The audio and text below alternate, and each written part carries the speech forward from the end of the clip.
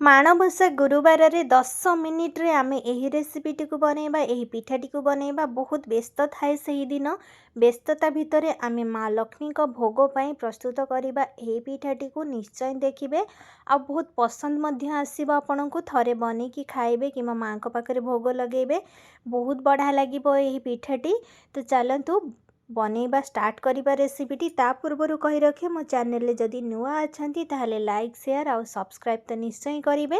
तो चलंतु रेसिपीटी बनैबा स्टार्ट करिबा। एठी मु कदली नहीं जाइची छोट कदली नहीं चारोटी आपण पाखरे जदि बड़ कदली अछि ताहले नेबे दुईटी नेबे आ जदि अधिका बनैबा पई चाहुचंती ताहले अधिका कदली मध्य नेबे। मु एठी चारोटी कदली नहीं जाइची छोट कदली जो कदली पूजा रे लागे सही कदली मु नेची आउ चोपा छड़े कि आमे को काटी नबा गोल गोल शेप रे काटी नबा आपण चाहिले याकू हाथ रे मध्य चकटी कि नहीं परिबे।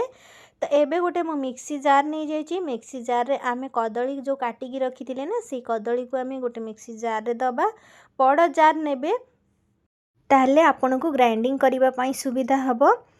तो एबे आमे कोन करबा ना एठी नडिया कोरा नबा। तो मु एठी फाळे नडिया कोरिकी नहीं जाइची आपण चाहिले छोट छोट काटिकी मध्य देई परिबे। तो नडिया कोरा देले यार टेस्ट बहुत बढ़िया लागिबो। तो एबे आमे एथिरे चीनी रो पाउडर दे दबा 4 चम्मच मो पाखे चीनी पाउडर थिला मु दउची आपण चाहिले गोटा चीनी मध्य देई परिबे। जदि चीनी नाही किंबा चीनी दबा पई चाहनाती ताले एठी आपण गुड़ देबे। तापरे एबे आमे गोटे चम्मच पान मधुरी दे सारला परे अल्प टिके आमे गोलमरीच गुंड दबा जदि गोलमरीच गोटा अच्छी ताले आपण देबे।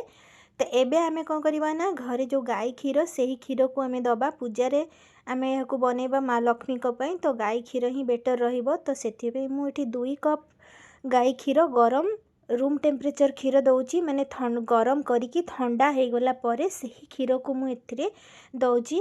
एबे आमे गोटे कप आटा दबा माप हिसाब रे आपण देबे मु जेमती देखौची से हिसाब रे देबे। एबे आमे गोटे कप दबा सुजीटी दे सारला परे आमे मिक्सी को बंद कर दबा आ यहा को ग्राइंडिंग करि नबा। तो एबे देखंतु हमर बैटर टी पूरा प्रस्तुत हे गलानी। तो आमे इको गोटे बड़ बासन को काढ़ी दबा। तो जेतिकी बैटर आमे बनै थिले सेतिकी बैटर आपण चाहिले कम अधिका बनै परिबे। तो बैटर टी देखंतु एबे हमकु गाढ़ा लागुची।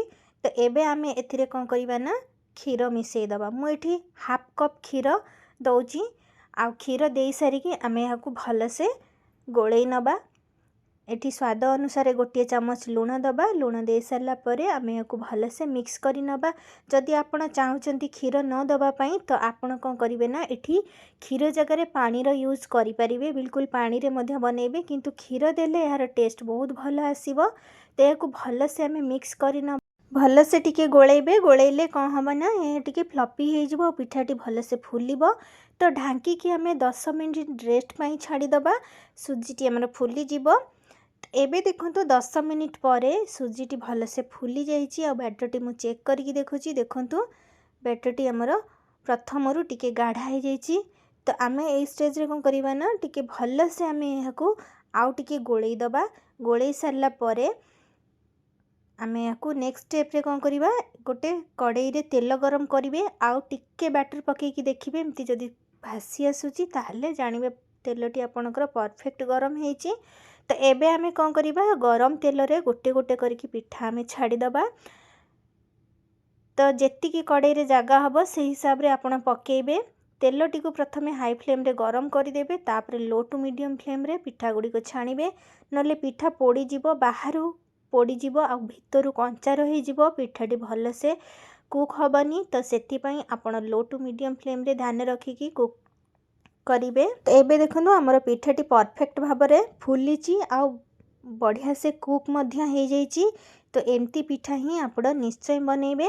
तो माँ लक्ष्मी का पई तो फर्स्ट बैच रो पिठा गुडी को हमर हे गलानी। तो सेकंड बैच मध्य आपण तेलटी को टिके गरम करि नेबे तापरे जेतिकी जगह हबो सेही हिसाब रे आपण पिठा गुडी को कड़ाई रे छाड़ीबे।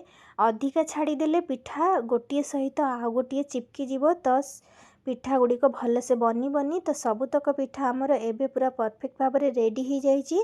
तो आमे याकू गोटे भांगी की मझिरु चेक करिबा। तो देखंतु केते सुंदर पिठा गुडी को हेइची आ सॉफ्ट मध्य हेइची भितरु बहुत बढ़िया से फुलीची मध्य। एमती ही पिठा आपण निश्चय बनातु आउ घरे समस्त को खुआतु माँ लक्ष्मी पाखरे भोग लगातु।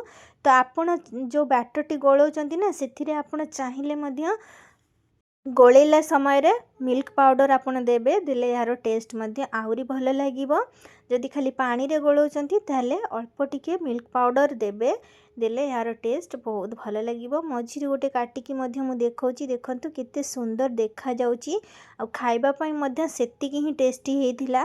तो चलंतु आपण एही रेसिपीटी को बनेकी थरे ट्राई करंतु। तो थैंक यू फॉर वाचिंग। आ गोटे नुआ वीडियो रे देखा। Bye bye.